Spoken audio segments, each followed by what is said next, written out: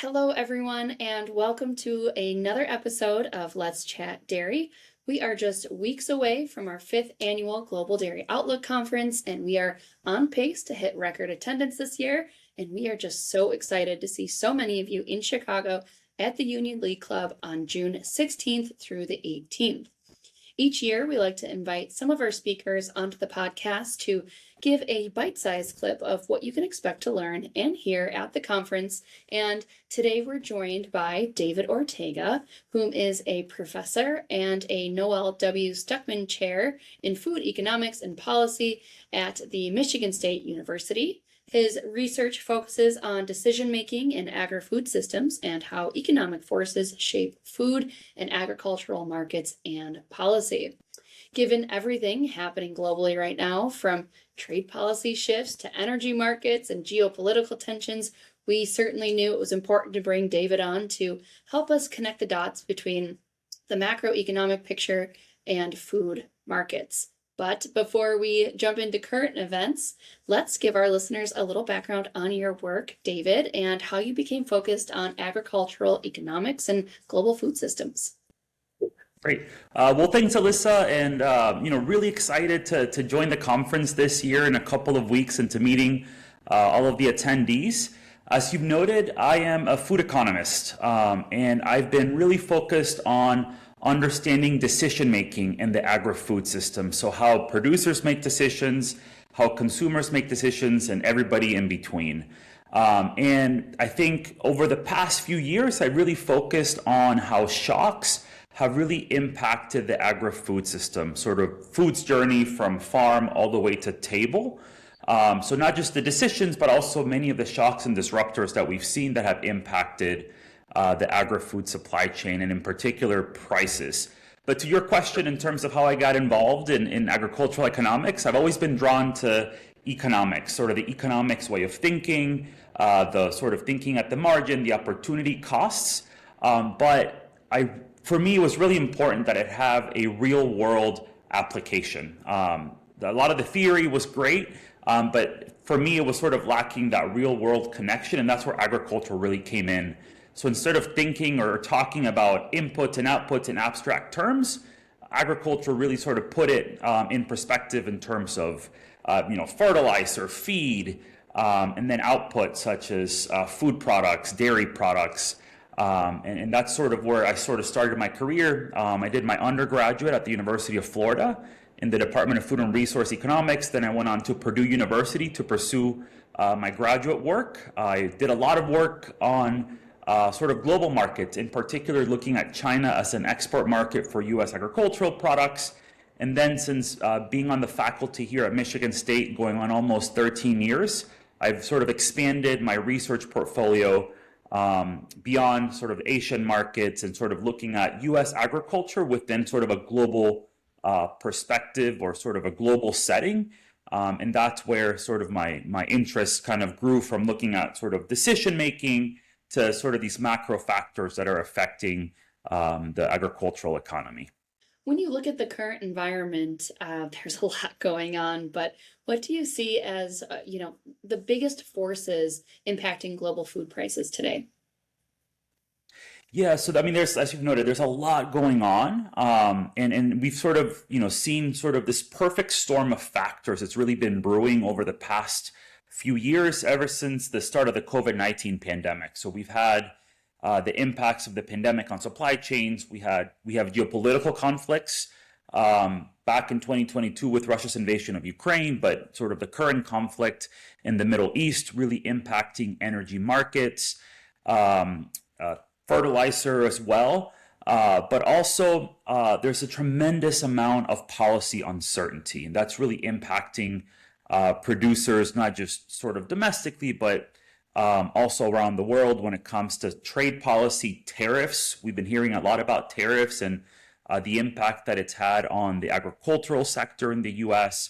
But things like immigration policy as well impacts labor availability and the cost of labor. So just a tremendous amount of policy uncertainty at the moment.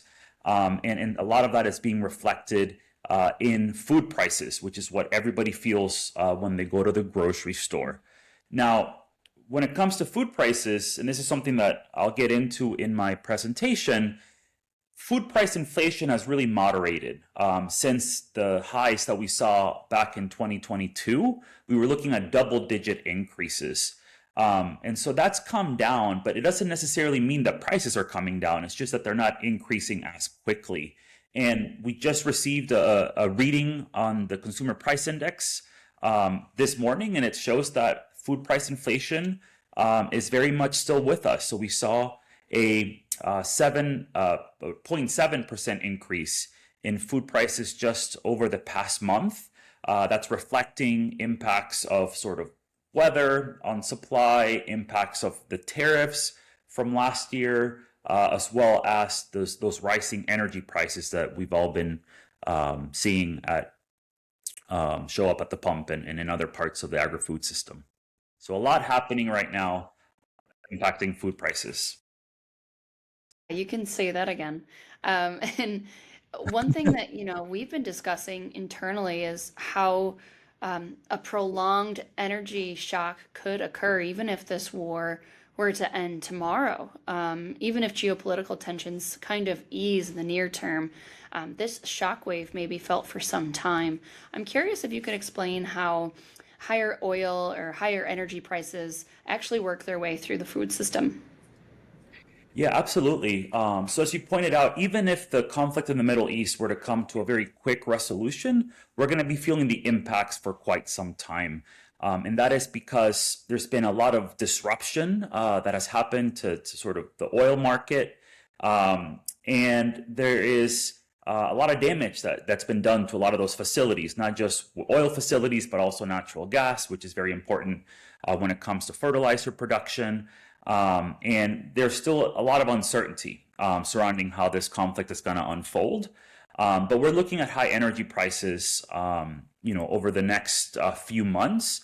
And the way that this really impacts food is primarily through higher diesel prices. So we have to look at the refined products. So food moves on diesel all the way from the farm in terms of the machinery, the equipment, but also in terms of getting that food to the grocery store. A lot of food moves on trucks, refrigerated trucks, and really it's the perishable products that are going to see these costs really start to add up first. So things like produce, dairy, meat, items that have to go longer distances, often in refrigerated trucking that uses up a lot more energy.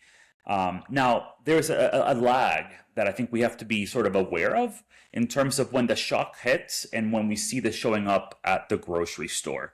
And it can really be, the better part of 6 months, if not longer, before we see the full impacts of this reflected in food prices. So fuel is the main pathway, but there are sort of second order effects. Fertilizer prices are very high, especially for nitrogen fertilizer. The Persian Gulf, a major supply of fertilizer and the major feedstock to fertilizer production, which is natural gas. And so fertilizer prices are high. Now, the sort of bit of good news here is that a lot of our farmers here in the US were actually able to lock in fertilizer prices before the conflict broke out.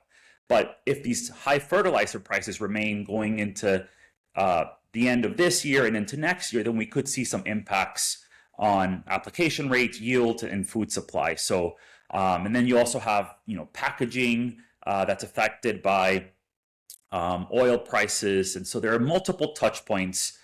Food is very energy intensive to produce. And so we're going to be seeing the ripple effects of this conflict on food prices for the foreseeable future. And certainly the quicker this comes to a resolution, I think the better it'll be in terms of sort of trying to mitigate the impact. But unfortunately, a lot of damage has been done, and we're going to be feeling the impacts of that over the coming Yeah, months. thank you for that. And I know you're also planning to touch on trade policy in your presentation and beyond tariffs themselves. Are we now seeing longer term shifts in global trade relationships as countries kind of try to diversify supply chains and sourcing away from traditional partners because of the uncertainty? Well, so I think that's one of sort of the impacts of a lot of the uncertainty that has really transpired with regards to trade policy is sort of this rearranging of global trade. Some of our major export partners are looking to other countries to be able to source agricultural products. We've strained a lot of relationships with our very close trading partners.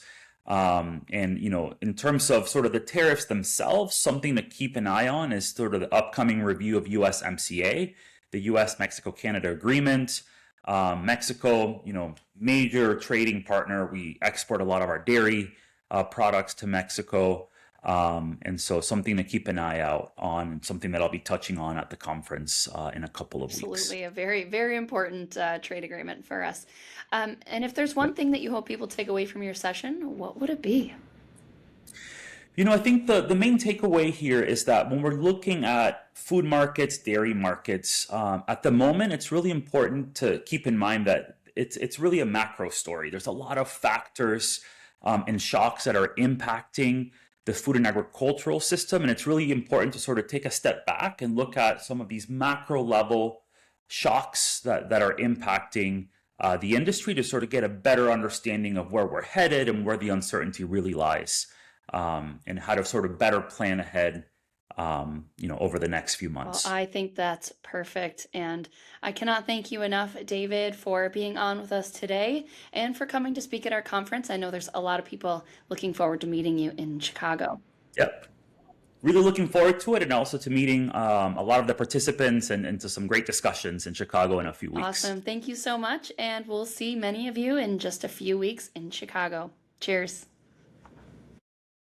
Be sure to subscribe so that you never miss an episode. And if you're interested in receiving more information, as well as our analysis, please visit highgrounddairy.com to request a free 30-day trial today. Futures and options trading involves substantial risk and is not suitable for all investors.